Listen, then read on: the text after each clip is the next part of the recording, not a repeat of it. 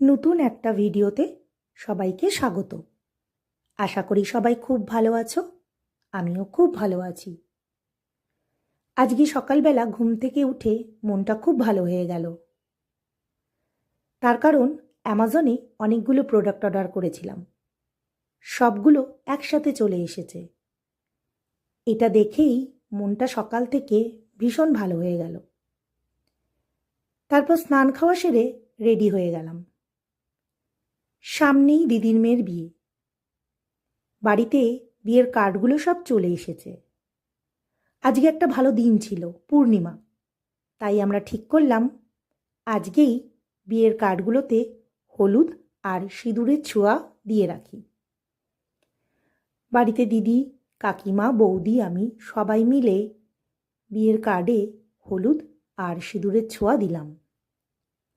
প্রথম কার্ডটা দিলাম বাড়ির ঠাকুরের উদ্দেশ্যে। এটাই আমাদের বাঙালিদের রীতি। অনেকে অবশ্য মন্দিরে গিয়েও ঠাকুরকে নিমন্ত্রণ জানিয়ে আসেন। তারপর বসে গেলাম বাদবাকি কার্ডগুলো নিয়ে। সেগুলো খামে ভরে সেগুলোতেও হলুদ আর সিঁদুরের ছোঁয়া দিয়ে রাখা হলো। কাজটা একটু আগিয়ে রাখাই ভালো।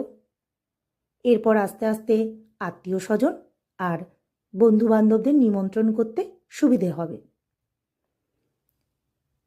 এর সাথে চলল আমাদের আড্ডা, আর তার সাথে একটু মিষ্টিমুখ। যেহেতু শুভ কাজ, একটু তো মিষ্টিমুখ করতেই হয়। এরপর আমরা বসে পড়লাম শাড়ি দেখতে।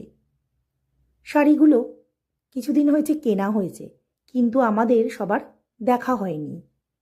সবাই যেহেতু একসাথে হতে পারি না, তাই শাড়িগুলো আমাদের দেখা হয়নি।